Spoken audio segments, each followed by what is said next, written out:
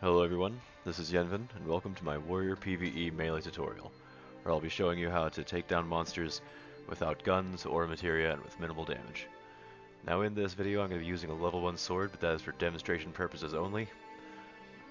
Remember that for warriors, upgrading your weapon is very important.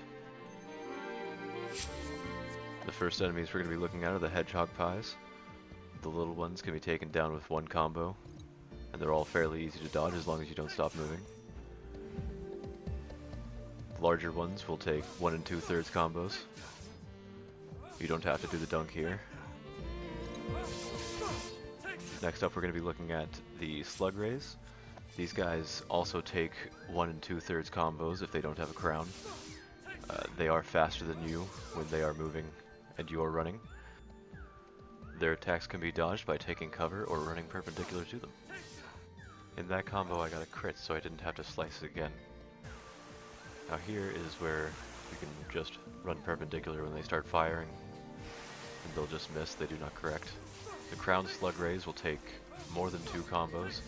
I say more than 2 because you'll probably get some crits, and it's hard to gauge. As for mono drives, a little hop and a bop. When dealing with the Shinra security forces, you're going to want to target the crowned security guard, as they will have a shotgun and have high burst damage. They will take 2 combos, and as you'll notice, once you hit 1 2/3 of a combo, they will be stunned momentarily as if they were staggered. The smaller security guards with the submachine guns will take just over 1 combo.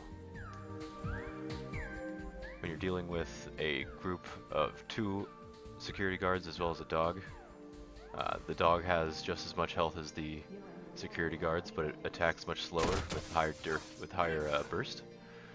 So what I'm doing here is I focus down the guards and keep my eye on the dog. And as soon as I see the dog about to attack, I dodge out.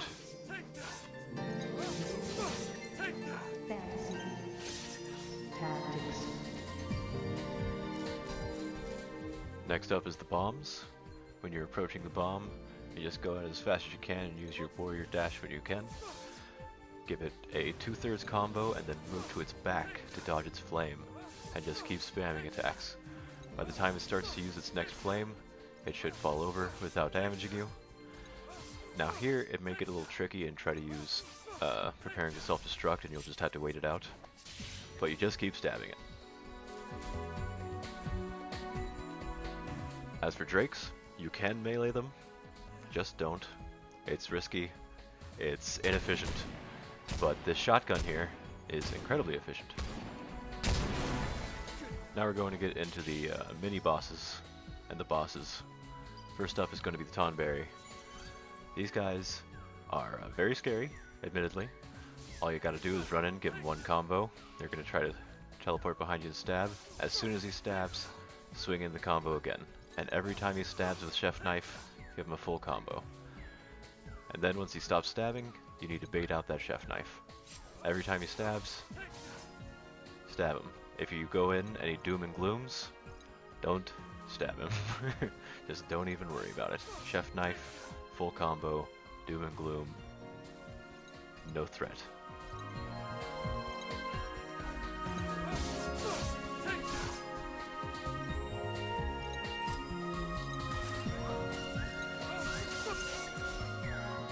And coming up next is the cutter. As you can see here, the cutter is a little bit damaged. I'm just a little bit damaged. We already had our words and it was a pretty even fight. But the way that you take them down is you just run in and start baiting out their melee attacks. If it spins in a circle like that, you can get off a full combo. If it charges past you, you can charge back at it and get off 2/3 of a combo before it tries to kill you again. And you can just keep repeating those 2 techniques until you get a stagger bar up.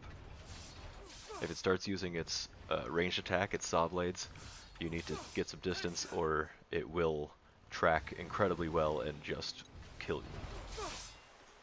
Now taking the stagger on a cutter that's going to live the stagger hit is a bit dangerous, because as soon as you have finished your braver animation, it'll start swinging, so you have to be quick.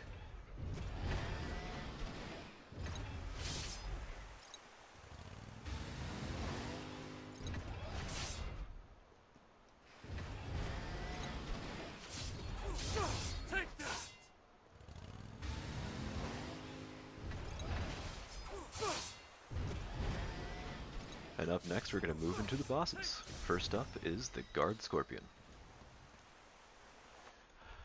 This is another one that I've already messed with a little bit. I had to clear some people out of my way. So it's going to try to pepper me up before I get there. Usually you can get there and start off a full combo before it starts trying to electrically charge you like this. Just be sure to keep your eye on what it's doing. As soon as you see this animation, stop your combo and back off. It does get me a little bit because I do a full combo in return there. I take 10 damage from its guns. Once you see it start widening its stance like this, that means it's charging up its tail laser and you need to take some distance, roughly the same distance as its other lightning attack, and rotate towards its critical spot. And its critical point is just below the tail. Think of that what you will. You're going to want to dodge out this lightning, and if you go right back in under the tail as the lightning goes off, it will tail swipe you. Be prepared for that damage. But unlike the cutter, when it wakes up, it does not immediately turn around or react in any way. You can get off a few more swipes, and this usually allows you to just keep swinging your sword until the boss is done. And our final opponent will be Cloud. Cloud can be defeated without any injury at all and without allowing him to even swing a sword, if you time your combos just right. But he also has the tendency to ignore that rule from time to time. You'll see here there's a couple techniques. You can get right up to him with the edge of your sword and hit him, or you can dash into him. But, as you'll see here, sometimes he ignores that, and he just starts swinging. And to dodge his combos, you just have to get behind him. If you're in front of him, he will track you. And, of course, when you're fighting him, you're always going to want to have a level 3 sword so that your stagger finishes him off, or this will happen. Another good tip is to have 165 HP or higher, as his cross slash will do 160 damage. This festival is... I'm standing in his circle and staying in it while I'm healing so that he cannot reset. Just dodging out his materia. Now I'm going to walk out so he does reset, but not too long so his health resets. And then I'm just going to walk in and combo him again. Making sure not to get hit by his. And just walking past him if he starts comboing. As for Bahamut, I will address him. Warriors, probably going to have to grab a gun. As for monks, it's doable. But that's for a later video. Thank you all for watching. Hope that this was informative and helpful. I hope this improves your warrior gameplay. And don't forget to follow for more First Soldier content.